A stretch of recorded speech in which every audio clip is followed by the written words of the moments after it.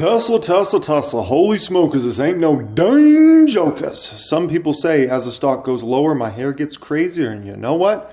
They might be onto something. Tesla cutting prices again. I mean, every time you think this has to be the last price cut, this has to be the last one, they do it again and again. Oops, I think I did it again. We cut the Tesla prices. Unbelievable. Okay, we're going to react to that video up here. I mean, pretty soon they're going to be paying people to buy Tesla. I mean, holy smokes, this is crazy. Next one up here, Tesla, Elon Musk problem. I want to react to that one.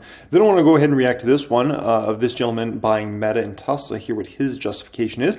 And then everybody's favorite bull, Tom Lee. He went on CNBC a few hours ago. We're going to go ahead and react to what he had to say in that one. Appreciate everybody joining me as always here today. Thanks so much for being here, folks. All I ask in return, smash a thumbs up button and make sure you're subscribed to the channel, which we are now over 44,000 subscribers strong. Absolutely amazing. So appreciate each and every one of you. If you're looking to apply, join my private group this week. That will be the pinned comment down there. Access to all my course curriculum, 6- and 7-figure Discord chat. If you're looking to join the waitlist for 1000X, go to 1000xstocks.com. We are now 200 plus deep on that waitlist. Several global markets, including the United States. It's dealing with slumping sales, rising inventories. Phil LeBeau joins us now with more and can tell us exactly what we need to see in Tesla and Toyota for that to for them to switch. Not that far.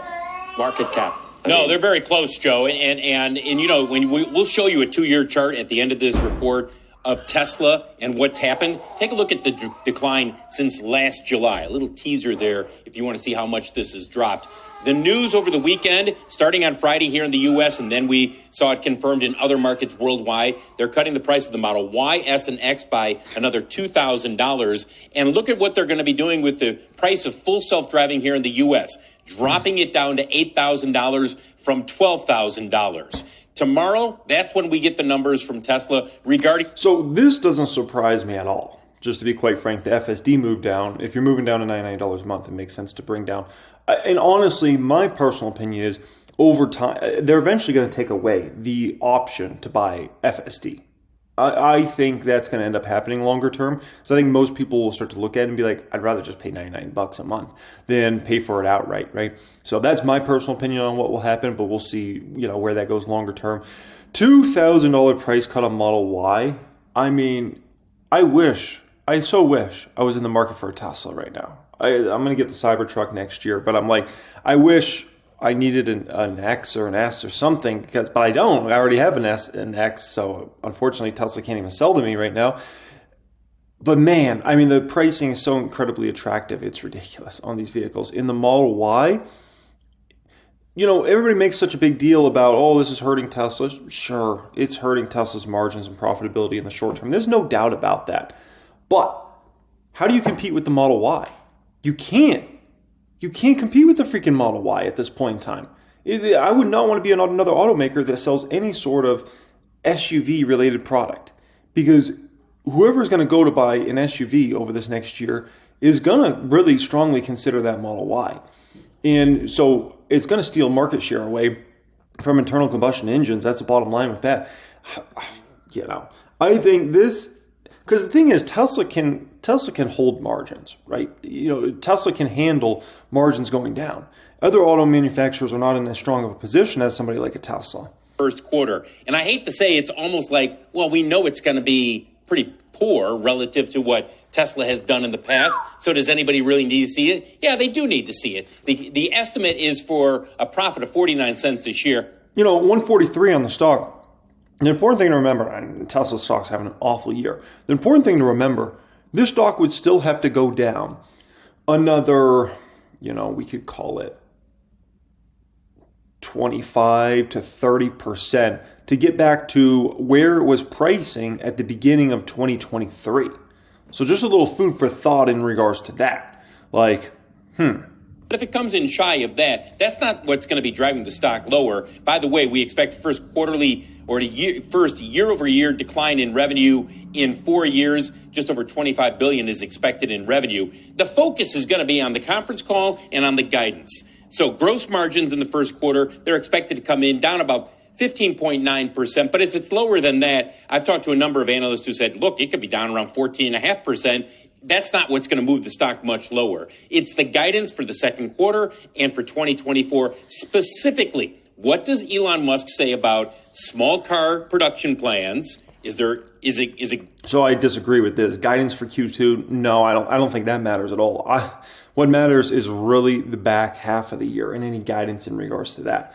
And like I've told you guys a million times in regards to Tesla, if you want to know when Tesla stock bottoms, I'm talking for real, and starts to move up, you will know that when Elon Musk or the management team confirms that margins will start going back up, that price cuts are done.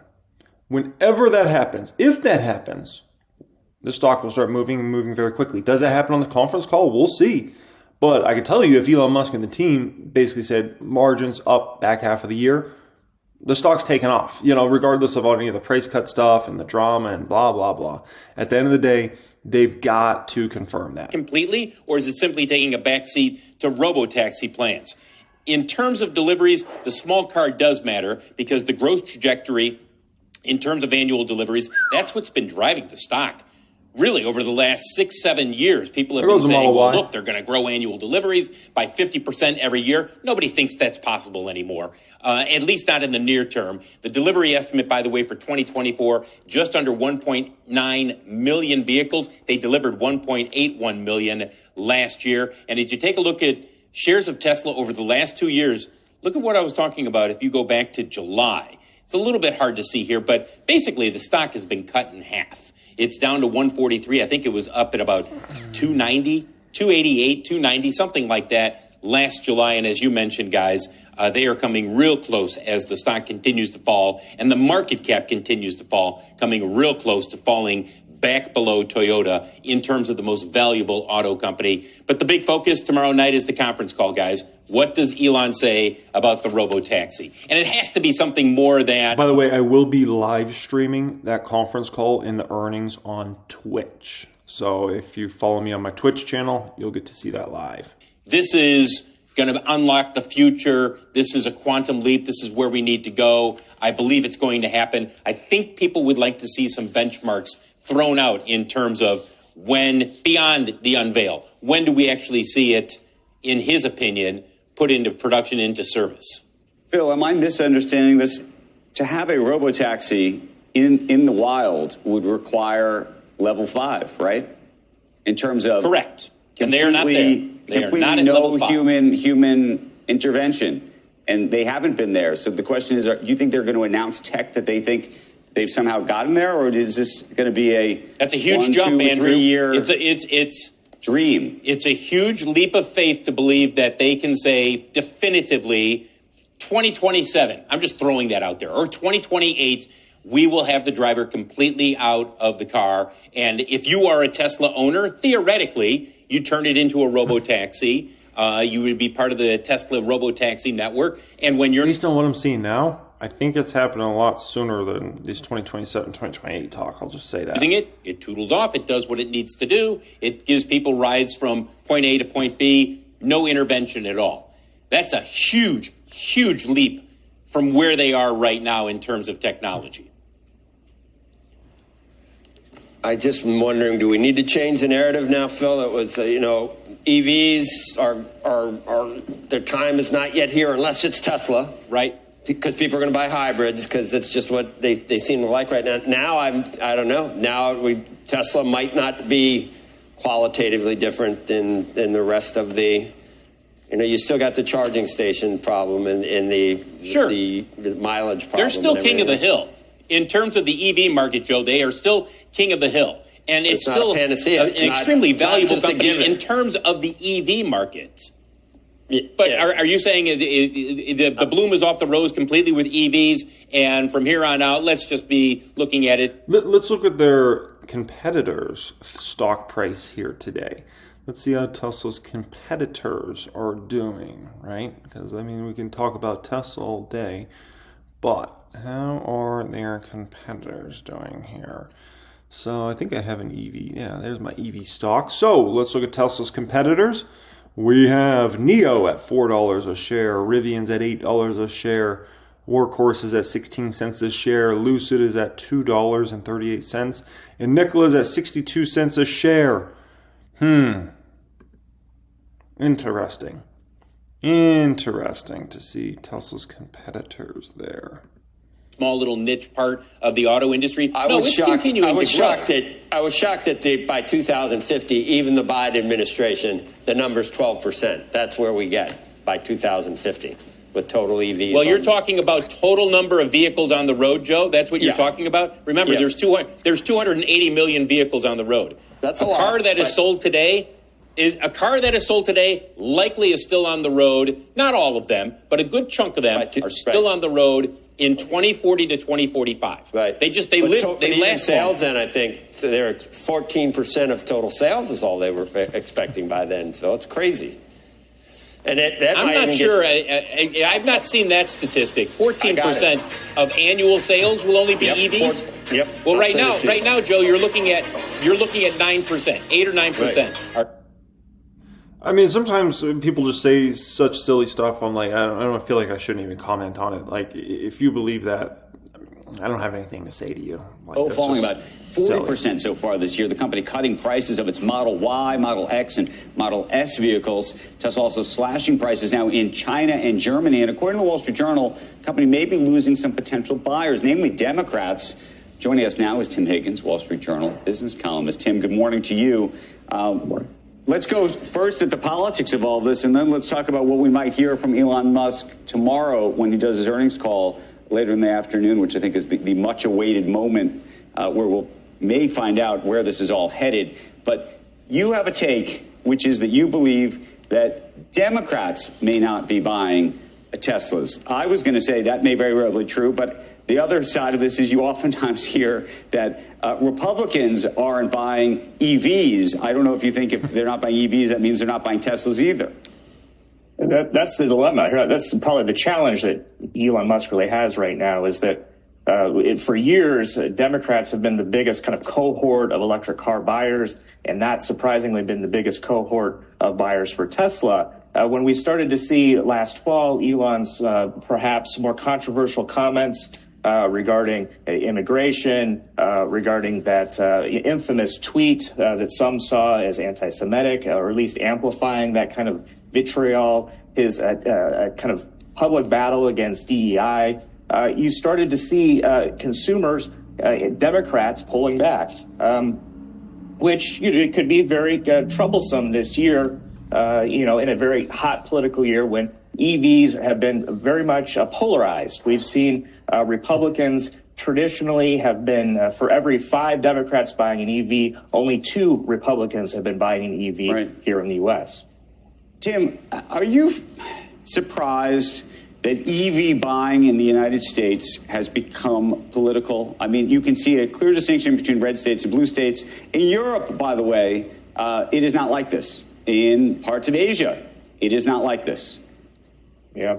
Historically, it's really been this way. You go back, remember 10 years ago when the Obama administration was saving General Motors from bankruptcy, the idea of the Volt was going to be the future of GM. It was very easy during that presidential cycle for Republicans to talk about the Volt as being the Obama-mobile and kind of cast it as a political wedge in that election. And then you kind of go forward and you started to see some improvement when car makers like Tesla really focus on the performance of the vehicle and kind of frame it as, not just an electric car, but the best car. That really resonates with buyers. They aren't buying an electric car, they are buying a Tesla. And that has been increasingly important here in the U.S. for the mindset of the buyer.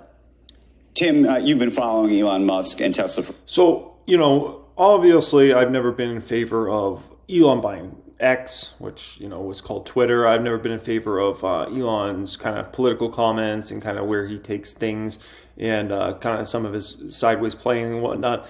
But the one thing I'll say is he's got to know what he's doing.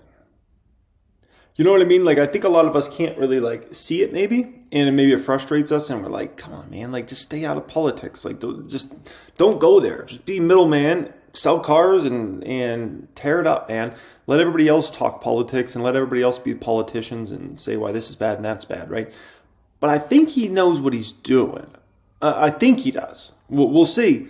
But I don't think he's gotten this far in this much success without maybe understanding things that maybe we don't understand, right? And so we'll see. We'll see where all shakes out. But that's kind of, what I would say in regards to that situation. A long time, and we're going to be hearing from him tomorrow afternoon. Lots of various expectations about what we're going to hear. We talked to Phil LeBeau earlier. The biggest, of course, is this announcement about a robo-taxi. The question I asked him is the same question I'll ask you, which is, for a robo-taxi to work, you really have to be at level 5 autonomy, which means no human intervention at all. And by the way, I'd love to hear from you guys in the comments. Like, where do you stand in terms of a person coming out and clearly siding with a political party? There's a great MJ quote back in the day, because I think there was some people trying to force kind of some political opinion on Michael Jordan to come out and say certain things, right? And Michael Jordan said, hey, Republicans buy shoes too. And there was like a famous quote said back then. And so do you think if somebody's a Democrat, they should be coming out and trying to, let's say they're CEO of a company, trying to force that on people? If somebody's a Republican, do you think they should be coming out and trying to force that on people if they have these particular thoughts? I'd love to hear your guys' opinion, because maybe you feel different. My personal opinion is, if you're a CEO of a company, you need to focus on your business, and you really shouldn't let politics come into that. If you want to get political and, say all this stuff, be a politician. Like, you can go that route, right? Be an activist for whatever you want to do. But, I personally don't think it's best to go there and all that stuff. But I'd love to hear from you guys. Maybe you feel differently, right? But I bet you the people that feel differently on that, I bet you as soon as somebody comes out against your political party, you won't like it as much, right? How far is Tesla from truly level 5, no human intervention AI in the car? Well, we haven't seen it so far. We haven't seen the tests of it. We haven't seen these vehicles out in the real world. To me and other experts, one of the red lines here for judging if this technology is real is when Tesla starts to take the legal liability for these vehicles. If the vehicle is driving itself, then Tesla should be liable, according to a lot of experts. Right now, autopilot, FSD, these are essentially glorified cruise controls. I'm not saying they're not impressive, but they cannot drive the car, and the company even says so. The company says the driver needs to monitor, the driver is in charge, and that, at the end of the day, is the dividing line. The technology that's on a cruise, for example, or some of the Waymo vehicles include LiDAR, which is effectively a laser system with radar and other things. Elon Musk has avoided those technologies for a while, saying that he believes it can be done with cameras. Do you believe that the tech and the rig, if you will, of technology that exists in the car, on the car, needs to change to be able to get to level 5? And what do you think the cost of that is if it has to? Yeah, you're good at the biggest party debate here in Silicon Valley for years has been this question. Elon makes the argument that humans just have eyes, and so essentially the camera can be like the eyes of human. The challenge, though, for these other companies who disagree with that is that the LiDAR, the radar, the other sensors that they put on their vehicles essentially helps the vehicle in these edge cases. The concern is that when they launch these vehicles, that the humans are not going to be tolerant of a robot car crashing. Whereas if you or I were to crash in a bad situation, maybe it wasn't our fault, maybe it was our fault, humans are going to be more understanding perhaps. But of the robot, if your toaster attacks you, you're not going to, trust it. Oh, that's funny. Yeah. Okay, next one up here. This gentleman's buying Meta and Tesla. Names of any degree has been bought. You've had people step in and buy the dip. Our Bill Baruch is doing just that. A member of the investment committee, of course, he joins us today via Skype. So you bought more Tesla and you bought more Meta. So why don't you start with Meta first, because it's apropos to the conversation we're having here. It is the first of the mega caps to report this week. Again, Tesla's tomorrow, but it's sort of been stripped out of the Mag 7. Yeah. Remember a couple weeks ago, I announced this Meta buy. We did not own it at the time, and it's sitting in our bottom 10. Basically, what I'm doing here is we bought it around 520 as a new position. I'm increasing that significantly to now that we're below 500. So it's right in the middle of the pack. It's not in the bottom 10 of about 40 names now. And, listen, I think they could have a really good report. I really like what their partnership is in the directions heading with Google. We have Meta's AI assistant now integrates real-time search results with both Google and Bing. I mean, when you're talking about innovation, they're heading down the right direction. And if this is another really great report from Meta, I want to make sure it impacts my portfolio properly. Yeah. Do you feel like, when you look at the mega cap correction, if we're in the midst of that, and it's sort of hard to deny that we would be when you look at the declines last week, for example, of 6% for a Meta or a 6% for Amazon, a 6.5% for Apple, 13.5% for NVIDIA, Microsoft obviously pulling back along with Alphabet too. What's your gut tell you about where you think these stocks are going to re-rate at? Yeah, I think we've seen last week was really the thick of a rotation, a correction, however you want to look at it. But, at the same time, our method is to do the small things right over and over, stick to your plan. And this is something that we were prepared for. Rates move very quickly. I think stocks and just in tech, especially as you go out long duration tech assets, seeing the speed in which the 10-year move, the 2-year back above 5%, that definitely shook things. And then you have just overall some profit taking, I think, that came in, too, ahead of these big earnings reports. But again, this was something we were ready for. We brought down our tech exposure between February and April, brought it down by about 10%. Some arguments, the real tech sector itself, we were around 50%. We're below 40% now, too. So we're prepared for it, and we're using this as a little bit of opportunity to go shopping. Okay, so you went shopping for Tesla as well. Now, I want to hear your explanation for this, because you could certainly make a credible argument that, the stock is broken and the story may be too. If you want to focus on repeated price cuts in the face of, the street thinking, well, they're done doing that, and then maybe the shift from the lower cost vehicle to the robo-taxi idea, and just real questions about where the trajectory of this company goes from here. I was at an outdoor mall this weekend with a friend as well as my wife and my kids, right? A guy pulls up in a cyber truck and parallel parks this baby, right? And everybody stops what they're doing. Everybody's looking. Everybody's taking pictures. There's like a group of like high school girls. They're all like looking inside it once he had parked and like went inside. They're all like this. He like a little beeped the horn. I think he got sick of them like being all over his car and whatnot, right? Everybody, older folks, younger folks, everybody's just, looking at this thing. And it was just fascinating because it's just like, it's a showstopper. They got an absolute showstopper vehicle right now. Hate it or love it. Everybody stops what they're doing. And like, whoa, I got to take a picture of this. I got to see this. Like, this is crazy. Yeah, absolutely. The story is in pain right now, but that's something. The best way I could put it, it's like if there was a mega celebrity had just been walking around the outdoor mall, and people are like, whoa, like that's so-and-so, like, oh my gosh, like I can't believe that's them. And they're like pulling out their phones and like trying to get a picture and stuff. Like that's what happens when a cyber truck pulls up in a mall. Oh no. I mean, it's been the headlines. It's a very emotional name, whether you love it or you hate it.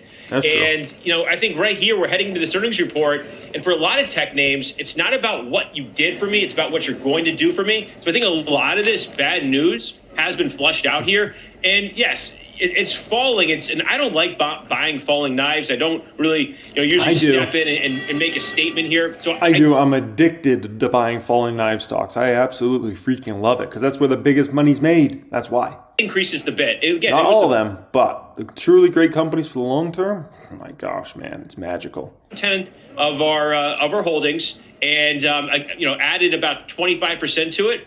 Want to make an impact at this level, dollar cost average in. We hit a trend line. If you go back to that March 2020 low, this is the trend line into that March 2020 low at 140. And now, yes, back about a month and a half ago when I did add in the 190s on the show, I did say 160 was my line in the sand. But we've seen a relative correction in overall tech assets, which allowed me to be patient with this name here coming in a bit. So I do want to add it ahead of earnings.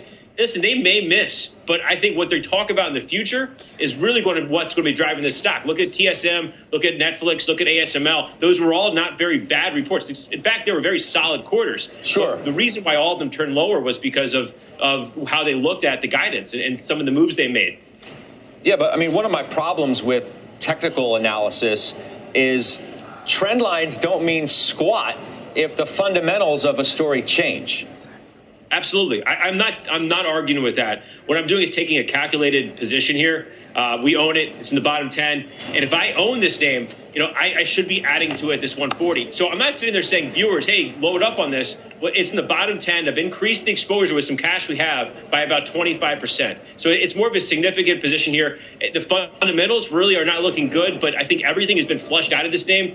And if that proves to be right, we could turn higher here at that point. And that's what I'm looking at as a trader, as an analyst. And, the rotations we've done, those small things we've done, the names that we wrote up, the names we trimmed, it's given us this opportunity to be patient right here with the outperformance we have so far this year and say, let's lean into a little bit of a stake here into this earnings report. All right. I appreciate you coming on. I'll see you back on the desk soon. That's Bill Barroo. Okay. So I'm just flabbergasted is the best way I can put it. Anybody that cares if Tesla beats or misses this quarterly numbers so far gone, they shouldn't even be paying attention to Tesla stock. It doesn't matter at all. Neither does next quarter. All that really matters for Tesla is a long-term story here and when are margins bottoming. Is it this quarter? Is it the second quarter? Is it the third quarter? Is it the fourth quarter? Is it this year? Or are we going to bottom out margins next year, right? That's really all that matters. That matters for the short term, and in longer term, the whole story matters, right? All right, Tom Lee. DC contributor. I was thinking, who would I like to talk to? And here you are. There are some reasons that you think maybe we're nearing the end of whatever you want to call this tough period for the past 2 weeks. Yeah, it's been a painful 2 weeks. I think some of the ways to think about why we're near an end is inflation expectations have way overshot to the upside. Honestly. 1 year forward inflation is at 4.5%. It's where it was in October 2022, March 23, October 2023. So at the peak pessimism. That's one thing. Yeah, short interest has soared. Like 1 week, Goldman shows 1 week short interest in ETFs rose by the most since 2022. Median short interest in stocks is at basically a 3-year high. We're really oversold. If you look at internal measures like the percentage of stocks over their 20-day moving average, it's down to 8%. Again, a turning point. And now we just need a positive catalyst. I think as long as inflation tracks better than expected, I think we're in a good position to rally. You look at different things in Katie Stockton, obviously. She said that there has been some damage. Therefore, she thinks there's maybe some more work. Not a whole lot more work. But maybe some more. Do you look at that? Has there been some damage, or do you see all positive indicators as far as maybe we're getting close to the end of the beginning of the end, end of the beginning? Yeah, I think probabilities probably is what she's looking at, and I think there has been a lot of damage to the markets, but there are ways to look at why things could be turning. Mark Newton, our head of technical strategy, says the cycle turn date he was looking for is April 20th, and that's 420? Yeah, 420. Perfect. And, if you look at things like the DeMarc count, we're at almost a 7, so we're only 1 or 2 days from a potential bottom or turning point. And we're oversold. We actually got oversold really quickly. Yeah. I don't know why. Well, they say bull markets rise in an escalator, fall in an elevator. So it's what you'd expect in a rising trend is sharp corrections, and it shakes people out. And I think there's a lot of top callers, but to me, I think this is a good opportunity. So also the day before 420, did you know 420-24 is frontwards and backwards? Oh, it's a palindrome number? Certainly is. But the day before was the halving. And what does that mean to you for your Bitcoin projection? I love how Tom Lee just pulled out that word. That was incredible. Very well done. My respect level for Tom Lee just went up immensely. It's a reminder of the sound money of Bitcoin, right? Because it's pre-programmed every 210,000 blocks to cut the block reward. We know it means you're cutting supply, but demand has been strong, and actually Bitcoin network usage has really been strong because of things like the Barroo protocol. So you've kind of made the demand side stronger and the supply side smaller, so I think it's upward pressure on price. So you always have crazy forecasts. What's your forecast? Crazy forecast. I'm doing something while you're doing Yeah, what's your forecast? well, I think Bitcoin definitely makes new all-time highs this year. So we think something like 150,000 is probable this year. And then longer term, Tom Lee, you're talking to a gentleman reading a newspaper, a physical newspaper. Come on, we're talking Bitcoin. Here's the thing.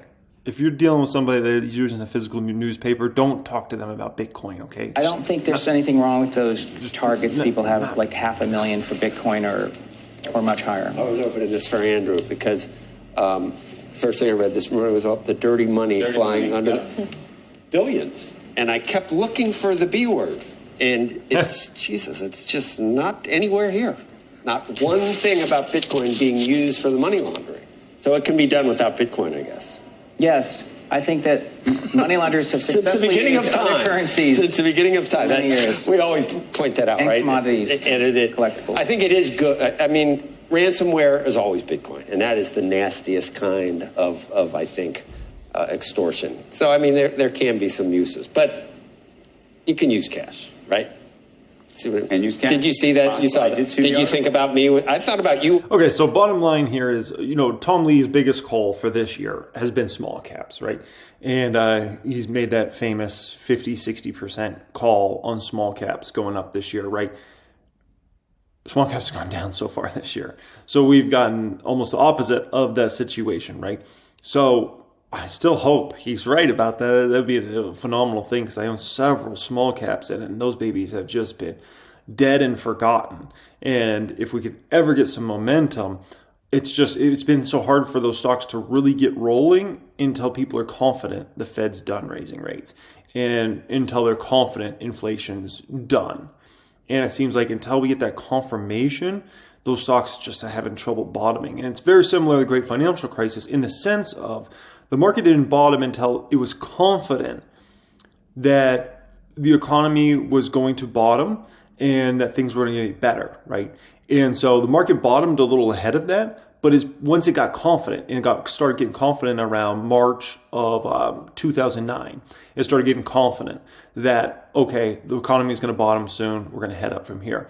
And for right now, we've been dealing with this inflation situation for really like 2 years, and the market's just still not confident that inflation's done so. Once we get confident that it's done, then that is probably the moment that smalls go on their epic run. And we have a lot of fun, folks, but it's a waiting game right now, okay? Pin comment down there if you're looking to apply, join my private group, get access to all my best course curriculums, as well as access to my 6- and 7-figure Discord chat. You can apply to join us in there. If you want to join the waitlist for 1000xstocks.com, that is 1000xstocks.com. You can join the waitlist there. We have monthly plans for that, and we have yearly plans as well. And we just continue to add to that software. We're working on the background right now on some new stuff, so very, very excited about that. We're 200 deep on that wait list now at this point in time. Much love and have a great day.